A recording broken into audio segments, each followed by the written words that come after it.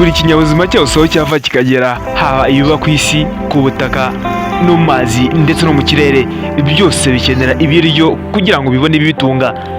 Haba ibyo kubyikorera ku giti cyabyo, urugero ni nk'ibimera, ndetse no kuba byabikuye ku bindi bimera cyangwa inyamaswa muri rusange, byose bikenera ibyo kurya kugira ngo bibashe kwibeshaho. Aha reka twibande ku muntu. Ni ngombwa ko umubiri uba wabonye ibiribwa bihagije kandi byuje intungamubiri zikenerwa n'umubiri. Izi zirimo nk'ibikomoka ku mboga, imbuto, ibinyamisogwe, amata n'ibindi. Ibi biribwa ubibonye bihagije, ibi byatuma umubiri ushobora gukora neza nk'uko bikwiye. Nk'aho bidahagije kandi umubiri ukenera amazi meza kandi ahagije. Twese turabizi amazi ni ngombwa cyane kugira ngo ibiribwa twariye bikoreshwe neza n'umubiri.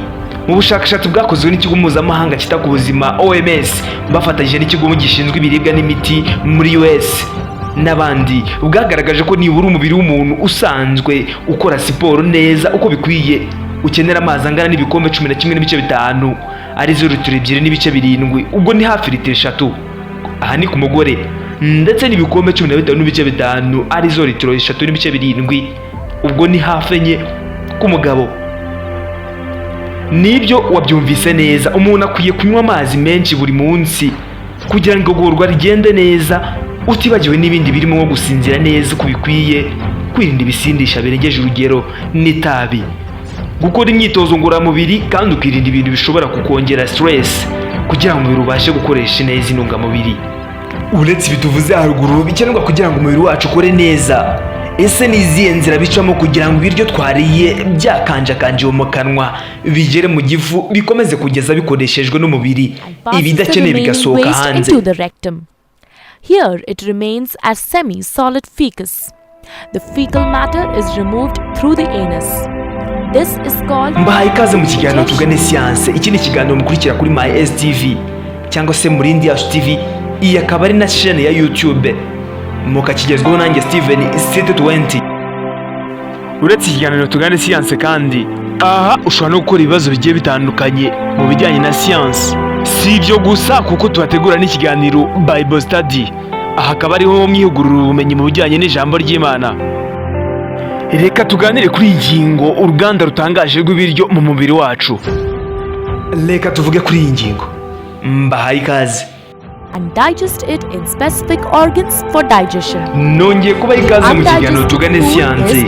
Urwungano rw'ibiryo cyangwa se digestive system ni inzira ndende ibiryo bicamo kandi bigakagendana n'imikoranire yihambaye y'inzungano z'umubiri, by'umwihariko mu nzira ibiryo bicamo kugira ngo dukanjakanje ibyo kurya mu kanwa bigakomeza kugeza aho bigeze, aho byakabasha gukoreshwa n'umubiri, ubundi imyanda igasozwa hanze y'umubiri. Wakwibazaga ibi bintu bikorwa mu buhe buryo?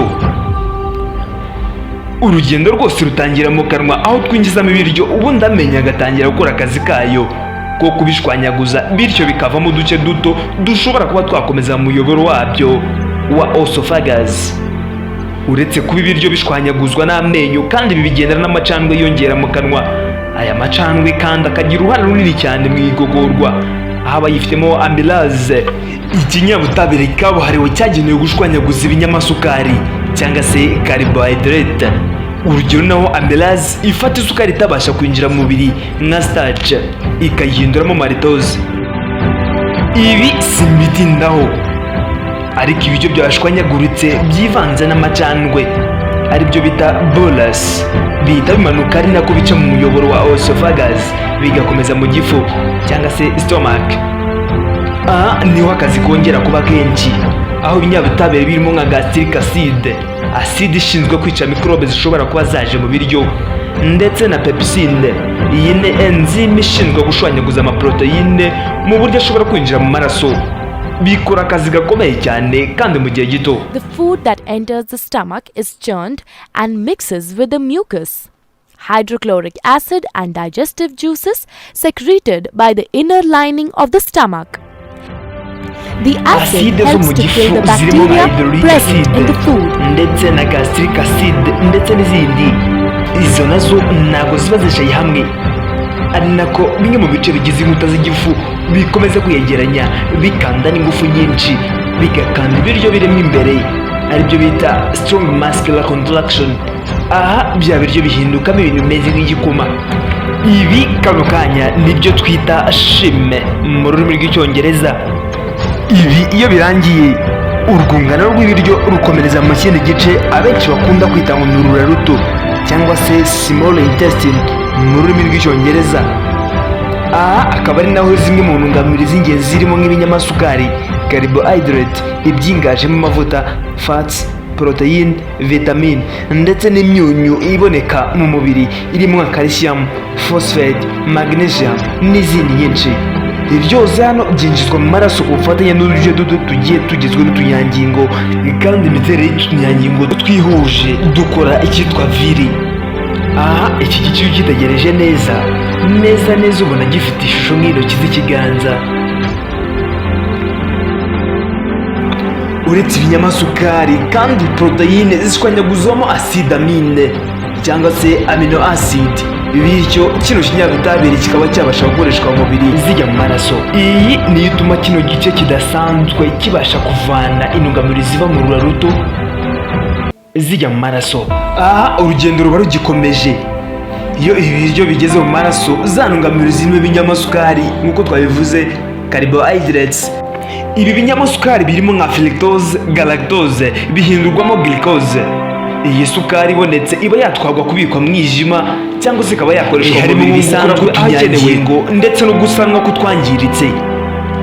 Nk'aho bidahagije kandi ibinyamavuta fats nabyo nibisigara kuko bihindurwamo ibindi binyabutabire harimo ibyitwa acide fatigue cyangwa se fatty acid ndetse na glycerol. Byose bikunganira glucose mu kuzana ingufu zikenerwa n'umubiri mu bikorwa bitandukanye. Nk'aho bidahagije kandi izi fats zifasha umubiri mu gukora imisemburo n'indi mimaro igiye itandukanye. Nibyo koko wabyumvise neza, izo ntungamubiri zinjiye mu maraso nk'uko twabivuze zikomeza mu mwijima, liver n'ibindi bice bizikeneye mu kongera ingufu zikenerwa n'umubiri mu gukura ndetse no gusana utunyangingo twangiritse cyangwa dushaje. Hano ushobora kwibaza ngo ese ibiryo byose byinjira mu maraso? Iki kibazo reka nyigusubize. Ibiryo bitabashije kugogorwa neza cyangwa se ibisigazwa bitabashije kwinjira mu maraso bikomeza mu muyoboro wabyo, digestive tract. Digestive tract ni umuyoboro ukomeza ukabijyana mu rura runini cyangwa se large intestine. Aha akaba ari naho amazi yagendanye na bya bisigazwa akamurwamo agasubizwa mu mubiri gukoreshwa hakenewe. Naho ibisigazwa bindi bikomeye bikoherezwa mu gafuko gashinzwe kubibika mbere y'uko byitegura gusohoka hanze nk'amazirantoki. Aha ni mu gihe wagiye mu bwiherero. Nibyo wabyumvise neza, gusohorwa kw'imyanda mu rwungano rw'ibiryo hano bigomba kwitonderwa cyane kuko nk'uko twabivuze ibitakoreshejwe ndetse n'imyanda ishobora kuba ari nk'uburozi ku mubiri niho bigomba gusohokera kugira ngo umubiri urusheho gukora neza nk'uko bikwiye. Dusoza nk'uko twabyumvise neza, kugira ngo ibiryo bibashe kugenda neza kandi bikoreshwe kandi n'imyanda isorwe mu mubiri neza nk'uko bikwiye, ibi tugomba kubigiramo uruhare biciye mu kurya indyo yuzuye ndetse tukanywa amazi meza uko bikwiye. Nk'aho bidahagije kandi tukongera n'imyitozo ngororamubiri, tukaryamira amasaha ku gihe n'ibindi byabasha gutuma umubiri wawe ukora neza nk'uko bikwiye. Ni mu nyomerero dusoreza ahangaha tugane siyanse y'uyu munsi. Iki ni ikiganiro tubashimira ko mukurikirana kuri Murindi Yacu TV cyangwa se My STV mu buryo bw'impine, mukakigezweho nanjye Steven City 20.